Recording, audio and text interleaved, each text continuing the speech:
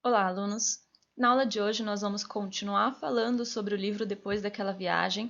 Agora estamos no capítulo 8, então só uma retomada do que tivemos no capítulo anterior.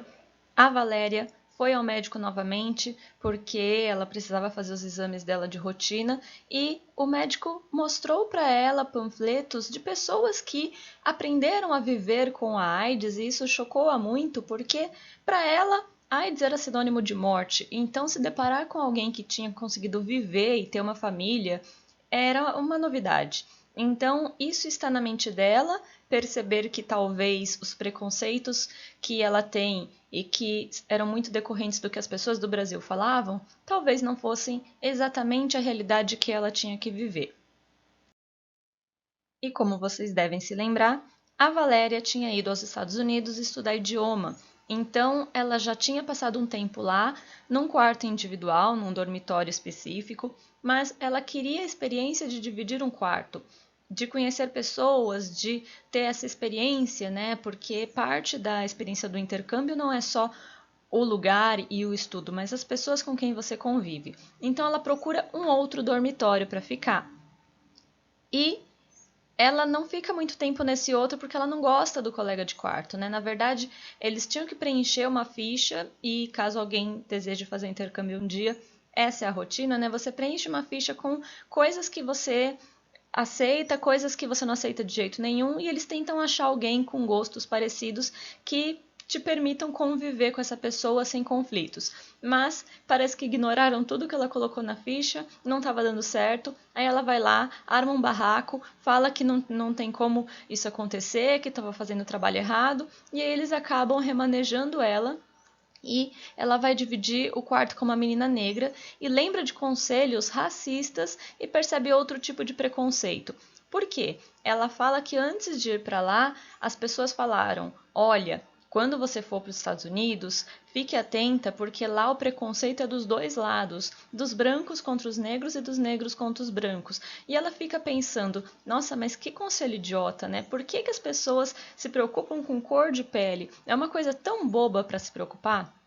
E ela também se depara com o quarto novo dela e é diferente do quarto antigo, não tinha espelhos e nenhum abismo. Essas eram coisas que no capítulo anterior, nos capítulos anteriores, né, nós vimos que incomodava ela porque ver a própria imagem no espelho para ela era um problema e ela ficava tentando se entender e descobrir quem era ela. E o abismo também era um problema porque a vista da janela do quarto dela dava direto para um abismo. E ela começou a se perguntar umas coisas bobas, né, de o que aconteceria se ela se jogasse, o que fariam.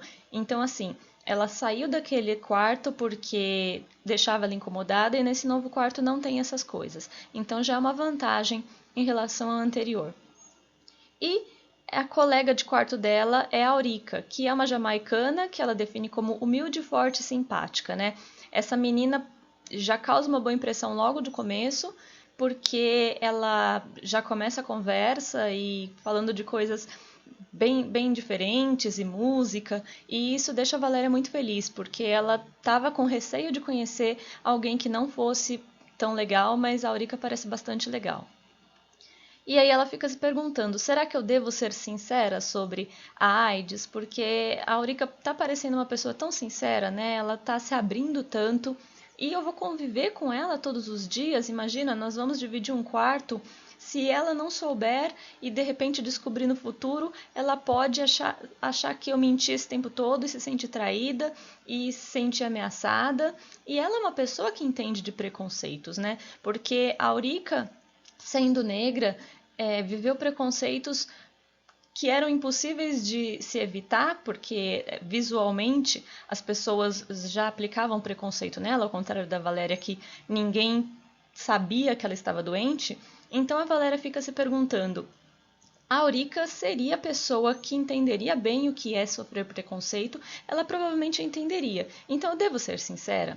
Mas ao mesmo tempo que ela se pergunta isso, ela também pensa: nossa, mas se eu falar e eu estiver errada e ela sofrer um preconceito, o que vai acontecer? Eu vou ter que procurar outro quarto e eu provavelmente não vou encontrar um que seja tão bom quanto esse, porque a Aurica parece legal, a gente pode conviver bem, eu dei sorte e se eu tiver que sair daqui, provavelmente vai ficar pior, sem falar que ela pode denunciar, e aí a Valéria começa a pensar em um monte de coisa, né?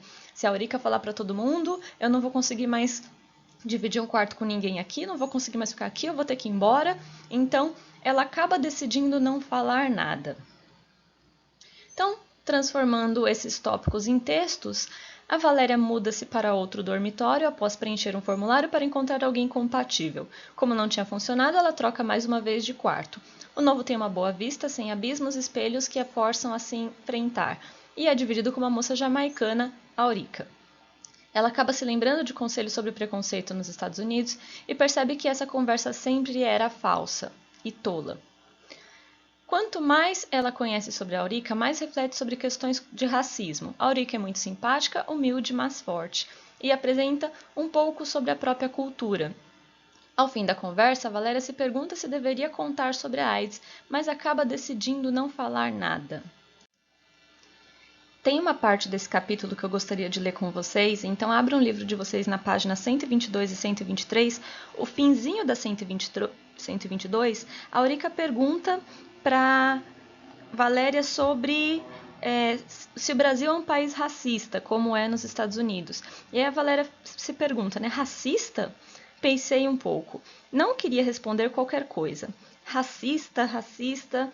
O que é mesmo ser racista? Como é ter uma atitude racista? Caramba, isso é tão complexo, tão complexo, tão complexo que nem dá vontade de pensar. A impressão que eu tenho é que se pode ficar horas e horas falando, discutindo, dizendo e contradizendo e nunca vai se chegar a lugar algum. Ah, sei lá, Aurica, talvez, algumas pessoas sim e outras não. Ela, não se dando por satisfeita, insistiu. Mas você, por exemplo, você se importa com a cor das pessoas? Pronto. Ela tinha conseguido resumir todo o problema racial numa única frase: a cor das pessoas. Fiquei olhando para ela sentada bem ali na minha frente, seus olhos vivos me encarando esperando uma resposta. Seu cabelo esquisito, seu nariz largo, seus lábios grossos. Um rosto negro, um pescoço negro, um braço negro, uma pessoa negra. Nessa hora, sem querer, me lembrei de uma coisa engraçada.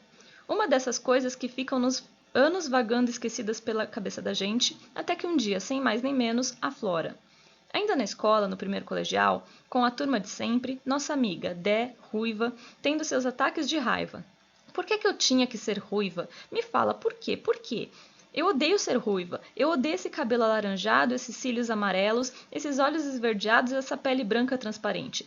Eu entro num lugar, todo mundo me olha. Meu Deus, uma ruiva. Que droga. Por que eu não nasci de outra cor? Por que minha mãe ruiva tinha que se casar justamente com meu pai ruivo? E aí não teve outro jeito. Eu nasci ruiva. A gente morria de dar risada. Abraçava ela, beijava ela e brincava. Dé, não liga. A gente te ama ruiva mesmo. Mas era verdade. Nós a amaríamos mesmo que ela fosse verde. Não, Aurica, acho que eu não me importo com a cor das pessoas. Então, nesse ponto aqui, a Valéria chega à conclusão de que, assim, racismo, embora seja mais presente em um país do que em outro, também varia de pessoa para pessoa. Ela, em si mesma, não tem muita experiência com conviver com pessoas negras, porque ela explica para a Aurica.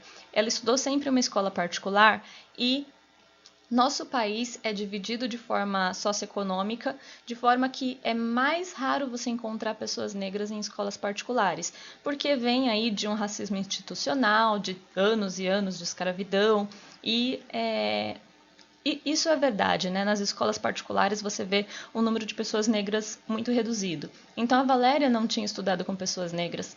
E aí ela fala: apesar disso, eu não me importaria, né? Não é algo que eu acho relevante.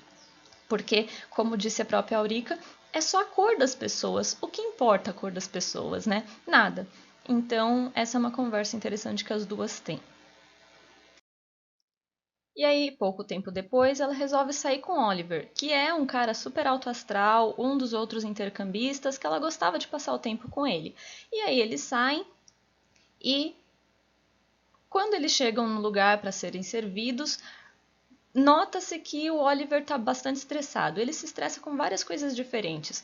Com uma multa que ele recebe e fala que não vai pagar, com o atendimento do lugar, porque ele fala que as pessoas só são simpáticas ao atender porque querem gorjeta, e aí ele fica falando sobre diversas irritações com falsidades nos Estados Unidos e com o capitalismo, e fala que é uma sociedade muito consumista e que é por isso que ele não ia pagar multa coisa nenhuma, porque esse país já tirava dinheiro de todo mundo, e ele começa a se revoltar com muitas coisas. E a Valéria até chega a se questionar, nossa, xenofobia pega?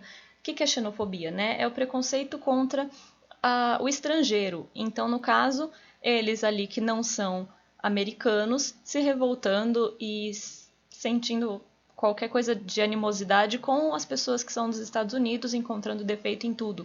E ela começa também a ver umas coisas ruins. Então ela até pensa, nossa, mas o Oliver, que é tão gente boa e tão tranquilo, tá assim tão desgostoso com as pessoas daqui, talvez tenha algum sentido, e aí ela fica também, né, prestando atenção nessas características.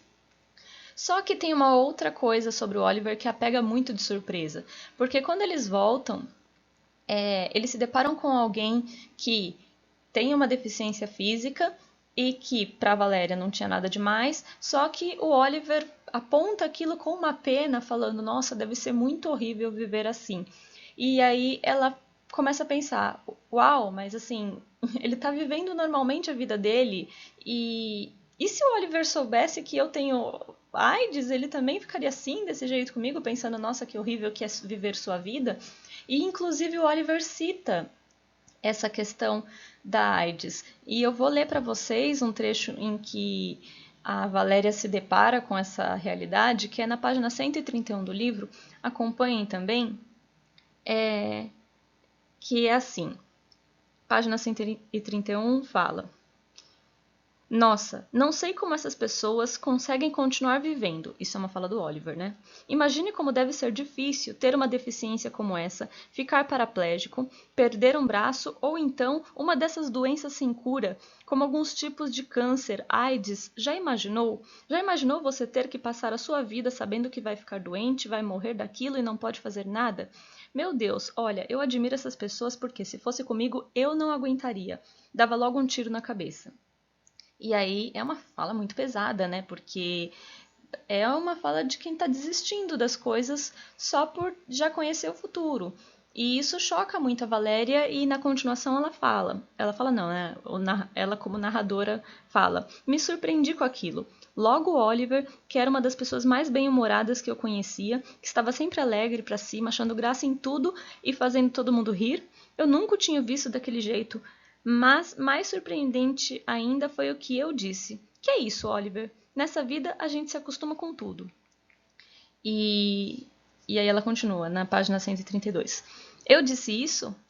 Eu disse sim. E fiquei pensando, talvez seja verdade mesmo. É só a gente parar e olhar ao redor e vai ver que o ser humano é o animal mais adaptável da face da Terra. Se isso é bom? Não sei. Fiquei olhando para o Oliver. Talvez ele tivesse razão, talvez eu tivesse razão, talvez ninguém tivesse razão. Talvez não existisse razão alguma. Nós mudamos de assunto. O Oliver fez mais piadas, me fez rir e eu esqueci de tudo. Mas notem que o importante dessa conversa é que a própria Valéria pensava desse jeito um pouco antes, que descobrir uma doença dessas era o fim, basicamente. E aí ela percebe que não, né? Naturalmente sai dela de que mesmo se você descobre algo complicado, você consegue se adaptar. O ser humano tem essa capacidade, né? De não era assim que eu queria a vida, mas é a vida que eu tenho agora e eu vou viver mesmo assim e eu vou viver da melhor forma possível.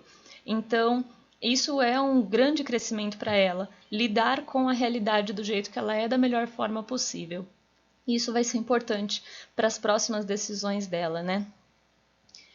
Aí ela continua seguindo com a vida normal, conhece outras pessoas, vai às festas, dança, mas sempre que ela está se divertindo, ela sim sente que não consegue ficar muito tempo nesse clima de diversão, porque novamente os pensamentos ruins vêm na mente dela, que ela chama de arrasão, né? Ela não tem nem permissão para se divertir, porque, de novo, os pensamentos ruins chegam.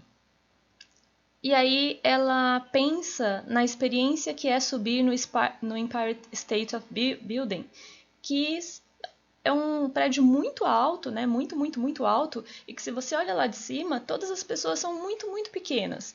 Então, ela pensa que isso é como se você olhasse para os seus problemas de longe. E os problemas seriam tão pequenininhos, tão insignificantes, não muda nada no curso das coisas. Uma pessoa lá de cima não faz diferença nenhuma para o resto do mundo.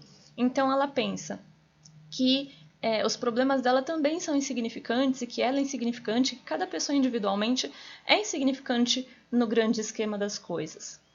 E aí, transformando esses tópicos em texto, Valéria sai com o amigo Oliver e nota que ele parece muito aborrecido com os Estados Unidos. Diz que não pagará as multas do carro alugado, critica o atendimento da garçonete, que só teria interesse na gorjeta, e reclama sobre consumismo de forma geral.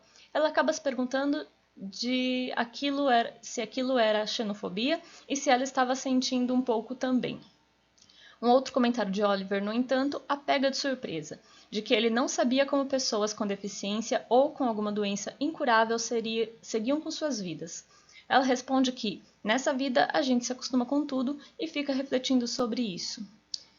Após conhecer pessoas novas e se divertir, mais uma vez os pensamentos ruins começam a aparecer e ela lembra-se de uma vez que visitou o Empire State Building e como sentiu que da altura as pessoas eram insignificantes. Então, esse foi o capítulo 8, colocando todo o resumo numa folha só. O resumo do capítulo fica bem curtinho. E as questões que nós tivemos interessantes nesse capítulo foi sobre o preconceito racial, né? E como é mais difícil você lidar com ele, porque, ao contrário do preconceito contra uma doença, que a Valéria podia esconder, não dá para você esconder a sua cor, então você está sempre sujeito a preconceitos. Outra questão que o Oliver aponta, né, viver com os problemas ou desistir de viver. A conclusão da Valéria é de que é melhor você continuar tentando viver do que desistir. E isso é uma conclusão importante para chegar, mas que ela precisou passar um tempo convivendo com a doença para perceber isso. E a questão final dela, né? Nós nos acostumamos com tudo? Ela acredita que sim. A história da humanidade dá a entender que sim, né? Que muitos problemas acontecem e as pessoas conseguem dar a volta por cima. Então, não é uma questão só de se acostumar, mas é uma questão de colocar prioridades. Vale mais a pena viver do que desistir. Então, a escolha de viver é uma escolha importante de se fazer. E é isso, né? Esse foi o capítulo 8. Foi um capítulo importante para o amadurecimento da Valéria, que agora parece que decidiu escolher viver, e vamos ver como é que vai continuar daqui para frente. Então, eu espero que vocês tenham gostado e qualquer dúvida, postem nos comentários. Tchau, tchau!